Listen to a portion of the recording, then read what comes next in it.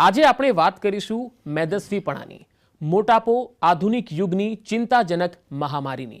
આ વિષય પર આપણને વિસ્તૃત જાણકારી આપવા માટે જોડાયા છે ડોક્ટર રાજેશ તેલી કે જેઓ MBBS MD internal medicine MS university વડોદરાથી તેમણે કર્યું છે। રાજકોટમાં મંગળા રોડ પર ઓમકાર ક્લિનિકમાં તેઓ ફરજ બજાવે છે અને 35 વર્ષથી વધુ ખાનગી પ્રેક્ટિસનો અનુભવ પણ ધરાવે છે। સ્ટ્રેસ મેનેજમેન્ટ અને નોન ઇન્વેઝિવ કાર્ડિયોલોજીમાં ખાસ રસ ધરાવે છે। ડોક્ટર રાજેશ તેલી સર, આપનું હાર્દિક સ્વાગત કરું છું। બીજા મહાનુભાવ છે આપણી સાથે ડોક્ટર બ્રિજ તેલી કે જેઓ MBBS MD મેડિસિન DM એન્ડોક્રાઇનોલોજીમાં ગોલ્ડ મેડલ ધરાવે છે। રાજકોટમાં ગ્રંથિ ડાયાબિટીસ એન્ડોક્રાઇન અને ઓબેસિટી સેન્ટર ચલાવે છે। મેદસ્વીતા, ડાયાબિટીસ, થાઇરોઇડ, આંતરસ્રાવીય વિકૃતિઓ જેવી સમસ્યાઓમાં ખાસ રુચિ દાખવે છે। અનેક રિસર્ચ પેપરો તેમના પબ્લિશ થયેલા છે અને બહોળો અનુભવ પણ ધરાવે છે। ડોક્ટર બ્રિજ તેલી સર, આપનું પણ હાર્દિક સ્વાગત કરું છું। દર્શક મિત્રો, આજનો ખૂબ જ મહત્વપૂર્ણ વિષય છે મોટાપો, મેદસ્વીપણું। એટલે ડોક્ટર રાજેશ સર, શરૂઆત હું આપનાથી કરીશ। મોટાપો એટલે શું અને વૈજ્ઞાનિક દ્રષ્ટિએ તે એક બીમારી છે કે પછી માત્ર વજનનો પ્રશ્ન છે? મોટાપો આપણે વ્યંગમાં જેને જાડિયાપણું કહીએ છીએ, હકીકતે આ માત્ર નિયત માત્રા કરતાં વધારે વજન હોવું એ બાબત નથી। મોટાપો એ જટિલ ચરબીના જમાવડાથી શરીરના વિવિધ અંગો જેવા કે લોહીની નળી, હૃદય, લીવર, ગોલબ્લેડર, સ્વાદુપિંડ, ઓવરીઝ અને સાંધાઓને થતી નુકસાન કરતી લાંબા ગાળાની બીમારી છે। ડૉક્ટર બ્રિજ, તમે આ વિશે વધારે કહી શકશો? આથી આગળ કહું તો જોઈએ તો મોટાપો છે એક પ્રકારની એન્ડોક્રાઇન બીમારી પણ ગણી શકાય છે, એક મેટાબોલિક ડિસઓર્ડર, જે ચરબીના કોષો છે વિવિધ અંતઃનો સ્ત્રાવ કરે છે, વિવિધ હોર્મોન્સ પેદા કરે છે, જેમ કે એડિપોકાઇનિન, લેપ્ટિન, રેઝિસ્ટિન, જે ધીરે ધીરે શરીરની અંદર ઇન્સ્યુલિન રેઝિસ્ટન્સ પેદા કરે છે અને diabetes, high blood pressure, PCOS જેવી બીમારી નોતરે છે। સાથે જ તે ક્રોનિક લો ગ્રેડ ઇન્ફ્લેમેશન એટલે શરીરની અંદર એક પ્રકારનો સોજો પેદા કરે છે અને હૃદયરોગનું પણ જોખમ વધારે છે। બિલકુલ, એટલે મોટાપો શું છે તો આપણે જોયું, પણ ડૉક્ટર રાજેશ સર, અહીંયા બીજી એક વાત મારે જાણવી છે કે મોટાપાની વ્યાખ્યા માટે આપણે એવા કયા પેરામીટર વપરાતા હોય છે, એનો માપદંડ શું છે? સામાન્ય રીતે આપણા કોમન મેન માટે કહીએ તો વજન એ મોટાપાનો માપદંડ છે, પણ વૈજ્ઞાનિક દ્રષ્ટિકોણથી ખરેખર આ વજન શરીર માટે જોખમી છે કે નહીં એ જાણવા માટે જુદા જુદા માપદંડો બનાવવામાં આવ્યા છે। એમાં સૌથી પહેલો માપદંડ છે જેને મેડિકલ ભાષામાં બોડી માસ ઇન્ડેક્સ એટલે BMI કહેવામાં આવે છે, કે જેમાં વ્યક્તિનું વજન કિલોગ્રામમાં મેળવી અને એને વ્યક્તિની ઊંચાઈના મીટર સ્ક્વેરથી ભાગાકાર કરવામાં આવે છે અને એની સાથે જે આંકડો આવે છે એને BMI કિલો પર મીટર સ્ક્વેર કહેવામાં આવે છે। અને આ BMI જ્યારે 25થી વધારે હોય છે ત્યારે આપણા શરીર માટે જોખમી સાબિત થાય છે। બીજો એક અન્ય માપદંડ છે કે જેમાં કમરનો ઘેરાવો કેટલો છે, એટલે કે ચરબી પેટ ઉપર કેટલી જામે છે એ જાણવા માટેનો માપદંડ છે, જેને એબ્ડોમિનલ ઓર વેસ્ટ સર્કમ્ફરન્સ કહેવામાં આવે છે। જ્યારે પુરુષોમાં આ 90 સેન્ટીમીટરથી વધારે હોય અને સ્ત્રીઓમાં આ જ્યારે 80 સેન્ટીમીટરથી વધારે હોય ત્યારે એ જોખમી પુરાવો થાય છે। અન્ય માપદંડ ડૉક્ટર બ્રિજ તમે જણાવશો? સાથે જ એક વસ્તુ જાણી લેવી જરૂરી છે કે જે ચરબીનો ભરાવ થાય છે શરીરની અંદર એ કઈ જગ્યાએ થાય છે। જે ચરબીનો ભરાવ આંતરિક ઓર્ગન એટલે આપણા અંગોની આસપાસ થાય છે, જેને વિસરલ ઓબેસિટી કહેવાય છે, અને બાહ્ય જે ચરબીનો ભરાવો થાય છે જે પેટની ફરતે હોય છે એને સેન્ટ્રલ ઓબેસિટી કહેવાય છે, અને જંગ અને પીઠની ફરતે હોય છે એને પેરિફેરલ ઓબેસિટી કહેવાય છે। તો જે વિસરલ ઓબેસિટી છે અને સેન્ટ્રલ ઓબેસિટી છે એ ભવિષ્યમાં હૃદયરોગને નોતરે છે, એની સામે પેરિફેરલ ઓબેસિટી છે એ એટલી બધી જોખમકારક નથી ગણાતી હોતી। તો એવા પણ આ માપદંડો આપણી પાસે ઉપલબ્ધ છે, જેમ કે વેઇટ ટુ હાઇટ રેશિયો, જે વ્યક્તિની લંબાઈ અને એમની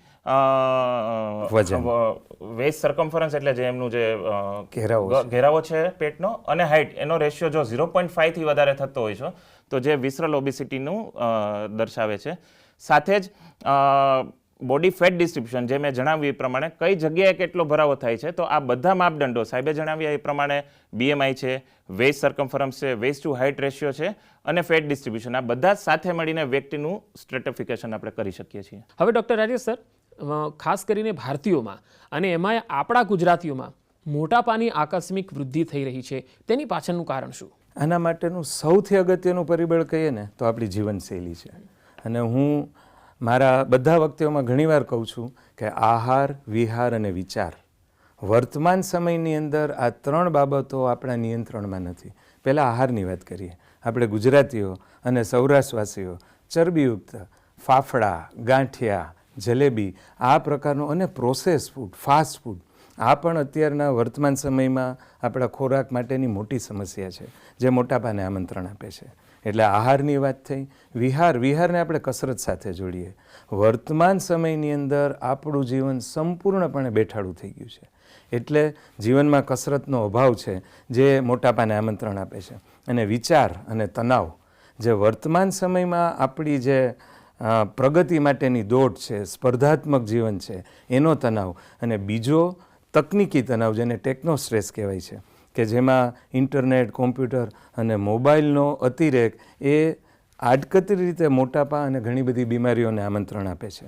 અને ખાસ કરીને મોબાઈલનો ઉપયોગ સૂવાના 2 કલાક પહેલાં જો શરૂ કરવામાં આવે છે, તો જે જરૂરી ઊંઘ છે, વ્યક્તિને નિંદ્રા ઓછામાં ઓછી 6 થી 8 કલાકની ઊંચી ગુણવત્તાની નિંદ્રા મળવી જોઈએ, જે મોબાઈલના ઉપયોગથી મળતી નથી. અને આને હિસાબે ઇન્સ્યુલિન રેઝિસ્ટન્સ, બ્લડ પ્રેશર અને મોટાપાને આમંત્રણ મળે છે. જી ડૉક્ટર બ્રિજ સર, આપ કંઈ એમાં અલગ કહેવા માગશો? સાહેબે જે જીવનશૈલીની વાત કરી, એથી આગળ એક વધારે પોઈન્ટ ઉમેરું તો જે વ્યક્તિનું જીનેટિક મેકઅપ છે, એટલે જે એમનું વારસાગત પદ્ધતિ બંધારણ છે અને મેટાબોલિક પેરામીટર, તમે અન્ય દેશોના લોકો સાથે જેમ કે યુરોપિયન સાથે સમાન બીએમઆઈ વાળા ભારતીયોને સરખાવો છો તો સમાન બીએમઆઈ અથવા સમાન વજને ભારતીયોમાં વિસરલ ઓબેસિટી વધારે જોવા મળે છે. માટે સમાન વજનવાળા બીજા દેશના નાગરિકો કરતાં ભારતીયોમાં હૃદય રોગનું પ્રમાણ વધારે જોવા મળે છે. સાથે જે કલ્ચરલ વેલિડેશન માટે આપણી ગુજરાતીઓમાં એવી માન્યતા હોય છે કે કોઈ વ્યક્તિ તંદુરસ્ત છે, તાજુમાજુ છે, હટ્ટોકટ્ટો છે, તો એ વધારે કહેવાય કે હેલ્ધી છે એવું જણાવવામાં આવે છે, કે વધારે ફાઇનાન્શિયલી પણ સ્ટેબલ છે એવું ઘણીવાર ગણતા હોય છે. તો મે બી એક જે કલ્ચરલ પેરામીટર છે ગુજરાતીઓમાં, એ પણ થોડાક અંશે એ વસ્તુ જવાબદાર છે. બિલકુલ. તો ડૉક્ટર બ્રિજ સર, આપની પાસેથી જે જાણવું છે કે મેદસ્વીપણું અથવા તો મોટાપો એ કઈ બીમારીઓ માટે જવાબદાર છે? મેદસ્વી જે કહીએ છીએ, જે પ્રી ક્લિનિકલ સ્ટેજ છે ત્યારથી જે ક્લિનિકલ સ્ટેજમાં થાય છે, તો બહુ બધા અન્ય રોગોને નોતરે છે. જેમ કે જોઈએ તો ઓબ્સ્ટ્રક્ટિવ સ્લીપ એપનિયા છે, હૃદય રોગ છે, બ્લડ પ્રેશર છે, ટાઈપ 2 ડાયાબિટીસ છે, ગોલસ્ટોન છે, લીવરમાં ચરબીનો જમાણો જેને ફેટી લીવર કે MASLD કહેવાય છે, સ્ત્રીઓમાં PCOS છે, પુરુષોમાં ટેસ્ટોસ્ટેરોનની ઉણપને કારણે વ્યંધત્વ જોવા મળે છે, હાડકાં નબળા પડી જવા, જોઈન્ટ પેઇનથી એમને ઓસ્ટિયોઆર્થરાઇટિસ જોવા મળે છે. આમ કરીને પૂરા અન્ય અંગોને પણ ઇન્વોલ્વમેન્ટ જોવા મળી શકતું હોય છે. બિલકુલ. હવે એક મહત્વનો સવાલ અહીંયા ડૉક્ટર રાજેશ સર, આપની પાસેથી જાણવું છે કે મોટાપાના લક્ષણો આપણે કયા માનીએ, અને લોકો પોતે મેદસ્વી છે, જાડા થઈ ગયા છે એવું જાણી ન શકતા હોય એવું પણ બને છે ખરું? આ બહુ અગત્યનો સવાલ છે. જે મેદસ્વીતા છે એક એવી ધીમી પ્રક્રિયા છે, એટલે ધીમે ધીમે અને સતત ચાલતી પ્રક્રિયા છે. એને હિસાબે વ્યક્તિ પોતે આની ગંભીરતા સમજી નથી શકતું. હવે આના લક્ષણોની આપણે વાત કરીએ તો સીધું વજનને હિસાબે જે લક્ષણો આવે છે, એમાં વ્યક્તિને થાક લાગવો, શ્વાસ ચડવો અને ક્યારેક ઊંઘમાં નસકોરા બોલવા, આ એક ગંભીર પ્રકારનું લક્ષણ જાડા લોકોની અંદર જોવા મળતું હોય છે. બીજા અન્ય લક્ષણો માટે સાથે જ મેં જણાવ્યું તો જ્યારે અન્ય રોગો મોટાપા સાથે જોડાય છે, જેમ કે હૃદય રોગ છે, ડાયાબિટીસ છે, બીપી છે, તો એને લગતા લક્ષણો પણ જોવા મળે છે. ફેટી લીવર છે તો એને લગતા સાયલેન્ટ લક્ષણો હોય છે, તો વધારે જોવા નથી મળતા. ગોલસ્ટોન છે તો પેટમાં દુખાવો જોવા મળે છે. PCOS છે તો સ્ત્રીઓમાં માસિકની અનિયમિતતા, પ્રેગ્નન્સી રાખવામાં તકલીફો જોવા મળે છે. તો આ રીતે જે અન્ય, જેમ સાહેબે વાત કરી એમ પ્રમાણે ઓબ્સ્ટ્રક્ટિવ સ્લીપ અપનિયા હોય છે, તો રાત્રે ઘણી વખત શ્વાસ બંધ થઈ જતો હોય છે, તો દિવસ દરમિયાન ઘેન રહેતું હોય છે, વ્યક્તિને મૂડ ઇરિટેબિલિટી દિવસ દરમિયાન રહેતી હોય છે, અને લાંબા સમયે હૃદયરોગ નોતરતું હોય છે. બિલકુલ. હવે ડૉક્ટર રાજેશ સર, આપણે આજે ચર્ચા કરી, વ્યાખ્યા જાણી, એના લક્ષણો જાણ્યા, કયા કયા રોગો જવાબદાર છે એ જાણ્યું. હવે મારે એ જાણવું છે કે કોઈ પણ દર્દીને ઝાડાપણું છે, મોટાપો છે, તો હવે એણે કયા કયા રિપોર્ટ કરાવવા જરૂરી છે? આ ખરેખર સામાન્ય જનતાએ સમજી લેવાની જરૂર છે. કોઈ પણ વ્યક્તિનું વજન BMI 25થી વધારે છે તો આપણે સમજી લેવાનું છે કે આવનારા ભવિષ્યમાં આ વિવિધ રોગોનો શિકાર થઈ શકે એમ છે. અને જેમ આપણે શરૂઆતમાં ચર્ચા કરી એમ આ સાયલન્ટ હોય છે, વ્યક્તિને ખબર નથી હોતી. એટલે જે વ્યક્તિનું BMI 25થી વધારે છે કોઈ પણ ઉંમરે, એણે પોતાનું બ્લડ પ્રેશર ચેક કરાવવું જોઈએ, લોહીની અંદર શુગર અને કોલેસ્ટ્રોલની તપાસ કરાવવી જોઈએ. જો થાક લાગતો હોય, શ્વાસ ચડતો હોય તો હૃદયનો કાર્ડિયોગ્રામ અને સ્ટ્રેસ ટેસ્ટ કરાવવું જોઈએ. પેટની સોનોગ્રાફી કરાવવી જોઈએ કે જેમાં લીવરમાં ચરબી જામી હોય તો દેખાઈ શકે છે, ગોલસ્ટોન પિત્તાશયમાં પથરી દેખાઈ શકે છે, અને PCOS જે બહેનોમાં અંડાશયને લગતી બીમારી છે એ જોઈ શકાય છે. અને જે દર્દીને નસકોરા બોલતા હોય છે એણે ખાસ પ્રકારનું સ્લીપ ટેસ્ટ કરાવવો જરૂરી હોય છે. અને જે લોકોને સાંધા દુખતા હોય એ લોકોએ ગોઠણના સાંધાનો એક્સરે કરાવવો જોઈએ. આ ઉપરાંત ચરબીનો જે જમાવડો છે એના જુદા જુદા ઇમેજિંગ ટેકનિક્સથી ડેક્ઝા સ્કાન, CT સ્કેન કે MRIથી પણ જોઈ શકાય છે. તો આ પ્રકારના ચેકઅપ દર્દીઓએ કરાવી લેવું જરૂરી છે. બિલકુલ. પણ ડૉક્ટર રાજેશ સર, હું એમાં એક વાત અહીંયા ઉમેરીશ કે જે વ્યક્તિના રિપોર્ટ્સ કરાવ્યા પછી એને વજન ઘટાડવું છે તો એના માટે શું કરવું પડે અને મોટાપાની સારવારથી શરીરમાં ફેરફાર શું આવે છે? આ હવેના વર્તમાન સમયની આ સૌથી મોટી અગત્યની સમસ્યા છે, વજન ઘટાડવું. જેટલું બોલવું એટલું કરવું સહેલું નથી. પણ આને માટે 2 થી 3 બાબતો સમજી લેવી છે કે કોઈ પણ વ્યક્તિને જ્યારે ખ્યાલ આવે છે કે મારે વજન ઘટાડવાનું છે તો એણે એક ટાર્ગેટ ફિક્સ કરી લેવો જોઈએ કે આગામી 6 મહિનાથી 1 વર્ષની અંદર 5 થી 10% વજન ઘટાડવું છે. અને જે લોકો આ ટાર્ગેટ માત્ર 10% વજન પણ ઘટાડે છે ને તો એમનું જે બ્લડ પ્રેશર છે એ કાબૂમાં રહેવું સરળ થઈ જાય છે, હૃદયરોગની નળીઓના બ્લોકેજ આગળ કરતાં ઘટે છે, સાંધામાં દુખાવો છે એ દૂર થાય છે, સ્લીપ એપનિયા કે જેને માટે કોઈ પણ વિશેષ સારવાર વગર રાહત મળી શકે છે, અને અન્ય જેટલી તકલીફો છે 5 થી 10% વજન ઘટાડવાથી આમાં ફાયદો મળી શકે છે. બિલકુલ. પણ ડૉક્ટર રાજેશ સર, જેવી રીતે તમે કહ્યું કે 10% વજન કહેવું સરળ છે પણ કરવું એટલું જ મુશ્કેલ છે, તો મારે એ જાણવું છે કે મેદસ્વીપણાની સારવાર માટે આપણે આપણા જીવનમાં શું પરિવર્તન કરી શકીએ કે જેથી આ વજન ઘટે? સાવ સાદી ભાષામાં કહું તો આપણી જે સંસ્કૃતિ છે કે જેમાં આહાર, વિહાર અને વિચાર આ 3 બાબતોનું જો આપણે નિયંત્રણ કરી શકીએ ને તો આ મોટાપાથી ચોક્કસ બચી શકાય એમ છે. આહારની વાત કરીએ, જેમ શરૂઆતમાં આપણે ચર્ચા કરી એમ આપણા જે ખોરાકની 3 બાબતો અગત્યની છે. એક તો સમય. આપણા બધા લોકોનો ખાવાનો સમય નથી જાળવતા, બહુ ઝડપથી ખાતા હોઈએ છીએ અને વગર વિચાર્યું ખાતા હોઈએ છીએ. તો માઇન્ડફુલ સ્લો ઇટિંગ એ બહુ અગત્યનું છે. શું ન ખાવું એ આપણે ચર્ચા કરી છે. બીજી વાત કરીએ વિહાર એટલે કસરતની. કસરત વૈજ્ઞાનિક દ્રષ્ટિએ 2 પ્રકારની હોય છે. એક છે એરોબિક એક્સરસાઇઝ જેવી કે ચાલવું, જોગિંગ કરવું, સાયકલિંગ, સ્વિમિંગ. આ પ્રકારની એક્સરસાઇઝ વ્યક્તિએ નિયમિત રીતે દરરોજ 30 મિનિટ માટે કરવી જોઈએ. અને બીજી જે કસરત છે કે જેને એનએરોબિક એક્સરસાઇઝ કહેવામાં આવે છે કે જેમાં મસલ રેઝિસ્ટન્ટ અથવા સ્નાયુ મજબૂત કરવાની જે કસરતો છે આ પ્રકારની કસરત જેવી કે વેઇટ લિફ્ટિંગ છે, જીમની અંદરની વિવિધ કસરતો છે એ 20 મિનિટ અઠવાડિયામાં 2 દિવસ કરવી જોઈએ. અને આપણા ગુજરાતી લોકો માટે તો ગરબા એ શ્રેષ્ઠ પ્રકારની એરોબિક એક્સરસાઇઝ છે. તો આ પ્રકારની કસરત. અને ત્રીજી વાત છે વિચાર, સકારાત્મક વિચાર, પરિવાર સાથે ધાર્મિક વિધિઓ, ખાસ કરીને પ્રાણાયામ છે, યોગાસન છે, અને પારિવારિક શાંતિનું માહોલ છે એ પણ આડકતરી રીતે મોટાપાને રોકવાનું કામ કરે છે. હવે એક મહત્વપૂર્ણ સવાલ ડૉક્ટર બ્રિજ સર આપની પાસેથી જાણવો છે. જે રીતે સરે કીધું કે આહાર વિહાર, હવે એ તો જીવનશૈલીનો પરિવર્તનનો ભાગ છે, પણ મોટાપાની સારવાર માટે દવાઓ ક્યારે લેવી જોઈએ અને કયા દર્દીઓને તમે દવાઓ લેવા માટે સજેશન આપો છો? આજના જમાનામાં આ બહુ ઉકળતો પ્રશ્ન છે. એવા દર્દીઓ જે સાહેબે વાત કરી એ પ્રમાણે જીવનશૈલી પ્રયત્નનો નિષ્ઠાપૂર્વક 6 મહિનાથી 1 વર્ષ પ્રયત્ન કરી ચૂક્યા છે, જેને BMI 30થી વધારે છે, એવા દર્દીઓ જો વજન 5 થી 10% ન ઘટતું હોય તો સારવાર આપી શકીએ છીએ. એ સિવાય 27થી વધારે BMI ધરાવતા દર્દીઓ કે જેને સાથે અન્ય રોગ હોય કે જે વધારે જીવનશૈલીમાં પરિવર્તન નથી કરી શકતા, જેમને ડાયાબિટીસ છે, સાંધાનો દુખાવો છે, હૃદયરોગ છે, એવા દર્દીઓને પણ આપણે સારવાર આપી શકીએ છીએ. સારવાર માટે આપણી પાસે 2 પ્રકારનું ઉપલબ્ધ છે, જે મેડિસિન કહીએ છીએ અને સર્જરી કહીએ છીએ. જે મેડિસિન્સ છે એમાં અમુક ટેબ્લેટ ઉપલબ્ધ છે અને અમુક ઇન્જેક્શન ફોર્મમાં ઉપલબ્ધ છે. જે ટેબ્લેટ ફોર્મમાં ઉપલબ્ધ આજ સુધી હતી એમાં ચરબીનું શોષણ પેટમાંથી ઘટાડતી એવી દવાઓ ઉપલબ્ધ હતી આપણી પાસે, જેનાથી અરાઉન્ડ 2 to 5%, 2 થી 5% વેઇટ લોસ જોવામાં મળતો હતો. હવેની જે નવી દવાઓ આવી રહી છે જે ઇન્જેક્શન સ્વરૂપે છે, જેમાંની મોટાભાગની દવાઓ અઠવાડિયાના 1 જ ઇન્જેક્શન લેવું પડે છે, અને વિવિધ ટ્રાયલોમાં 15 થી 22% સુધીનો વજનનો ઘટાડો જોવામાં મળ્યો છે. પણ એ દવા એના માટે મિનિમમ 6 months to 2 years એટલે 6 મહિનાથી 2 વર્ષ લેવી પડે છે. ડૉક્ટર કે તબીબના માર્ગદર્શન હેઠળ જ લેવી જોઈએ, નહીંતર આડઅસર માટે આપણે ફ્યુચરમાં તકલીફ થઈ શકે છે. બિલકુલ. એટલે ડૉક્ટર સર મારે એ જ જાણવું છે ડૉક્ટર બ્રિજ કે મોટાપાની દવાઓ તો સ્ટાર્ટ કરી દીધી, તો એનાથી આડઅસર થઈ શકે ખરી અને થાય તો શું થાય? ચોક્કસ કોઈ પણ દવા છે એ આડઅસર વગરની ન હોઈ શકે. માટે જ સાહેબે જે જણાવ્યું છે એ દવાઓ છે એ માત્ર ને માત્ર લાઇફસ્ટાઇલ મોડિફિકેશન જીવનશૈલી પરિવર્તનને પૂરક જ છે, પર્યાય નથી. જે દવાઓ છે એમાં શરૂઆતના તબક્કામાં થોડું ઘણું ઉલટી ઉપકા જેવું ગેસ્ટ્રિક અપસેટ રહેતો હોય છે. એના માટે જ ડૉક્ટરો જ્યારે અમે દવા ચાલુ કરીએ છીએ ત્યારે કમ ડોઝમાં ધીરે ધીરે ગ્રેડેડ રિસ્પોન્સ આવે એવી રીતે ધીરે ધીરે ડોઝ વધારીએ છીએ. સાથે જ અમુક દર્દીઓમાં અમુક આડઅસરોના લક્ષણો જોવા મળે છે, જેમ કે કોઈના પરિવારમાં મેડ્યુલરી થાઇરોઇડનું કેન્સર હોય કે દર્દીને ભૂતકાળમાં પેન્ક્રિયાટાઇટિસ થયેલું હોય તો એવા દર્દીઓમાં એ દવા અમે આપતા જ નથી. માટે ગ્રેડેડ રિસ્પોન્સમાં ધીરે ધીરે વજન ઘટાડવું જરૂરી હોય છે. એક સાથે બિન્જ ઇટિંગ પહેલાં કરતાં અમુક એ પ્રકારની ડાયટ સ્ટ્રેટેજીસ હતી કે જેમાં એક સાથે એક મહિનામાં 10 કિલો 15 કિલો વજન ઘટી જતું, તો એની સાથે મસલ લોસ થાય છે, પ્રોટીન લોસ થાય છે અને લાંબા સમયે નુકસાનકારક બને છે.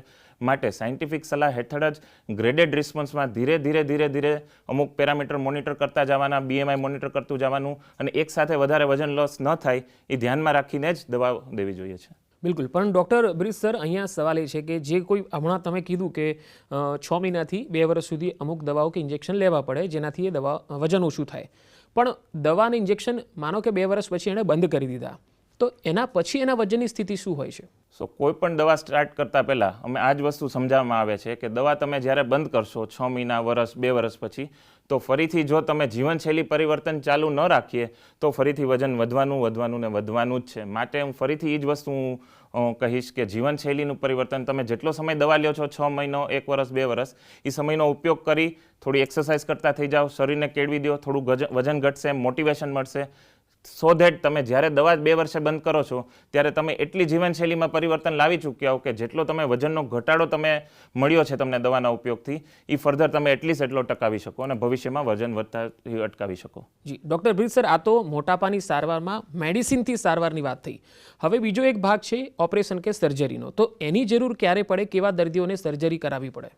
જો સર્જરી એવા દર્દીઓ હોય કે જે એક્સરસાઇઝ ન કરી શકતા હોય, કાં પછી જેને મેડિકલ થેરાપી ફેલ ગઈ હોય અથવા મેડિકલ થેરાપી ન આપી શકતા હોય, જે અતિશય મેદસ્વી હોય, BMI 35 કરતાં 40 કરતાં વધારે હોય, અથવા જેને અન્ય આર્થરાઇટિસ છે, ડાયાબિટીસ છે અને BMI 32.5થી વધારે છે, એવા દર્દીઓને હૃદય ઉપર જોર આવી ગયું હોય, લીવરમાં ફાઇબ્રોસિસ થઈ ગયું હોય, ડાયાબિટીસ કંટ્રોલ ન રહેતું હોય, તો ચોક્કસ સર્જરી કરવાથી ફાયદા મળે છે અને ઘણી સર્જરીથી 20-30% જેવું પણ વજનમાં કમી જોવામાં મળતી હોય છે. આવી સર્જરી જનરલી 2 પ્રકારની હોય છે. હું ટૂંકમાં કહું તો એક રૂવેનવાય ગેસ્ટ્રિક બાયપાસ છે, જે હોજરીનો અમુક ભાગ ડાયરેક્ટ આંતરડા સાથે કનેક્ટ કરી શકે છે અને ચરબીનું શોષણ અટકાવે છે. બીજી અમુક સર્જરી એ પ્રકારની સ્લીવ ગેસ્ટ્રેક્ટોમી છે કે જે હોજરીનો અમુક ભાગ બંધ કરી દે છે, જેનાથી તમારું ચરબીનું શોષણ જ નથી થતું. પણ લાંબા સમયે સર્જરી પછી પણ વજન વધવાનું જોખમ રહે છે. માટે જ તમે જ્યારે સર્જરી કરાવો છો તે પછી પણ ડૉક્ટરના સંપર્કમાં રહી ગ્રેડેડ લાઇફસ્ટાઇલ મોડિફિકેશન કરી અને ધીરે ધીરે તમારી જીવનશૈલી પરિવર્તન કરવી અગત્યની બને છે. હવે અહીંયા એક મહત્વનો સવાલ, કારણ કે ઘણા બધા દર્શકો હવે એ જાણે છે કે અત્યારે તો સોશિયલ મીડિયાનો જમાનો છે. તો ડૉક્ટર રાજેશ સર, વજન ઘટાડવા માટે અત્યારે ઓનલાઈન નુસ્ખા પણ આપણે સોશિયલ મીડિયામાં જોઈએ છીએ. ઘણા લોકો અલગ અલગ પ્રકારના પાવડર છે, લિક્વિડ યુઝ કરતા હોય, સ્વિમિંગ પીલ્સ છે. તો શું આ ખતરનાક છે આપની દ્રષ્ટિએ? આ વર્તમાન સમય માટે સૌથી અગત્યની બાબત છે. હું મારા જે બધા દર્દીઓ સોશિયલ મીડિયા અને જુદા જુદા પ્લેટફોર્મ પર માહિતી લઈને આવે છે એ લોકોને ડૉક્ટર ગૂગલના દર્દી કહું છું. આ બધા ડૉક્ટર ગૂગલના પેશન્ટ છે. હવે જે આપણી પાસે આ વિવિધ માહિતી ઉપલબ્ધ હોય છે, આમાંની મોટા ભાગની માહિતી પાછળ કોઈ પણ જાતનું વૈજ્ઞાનિક તથ્ય નીવડેલું નથી હોતું.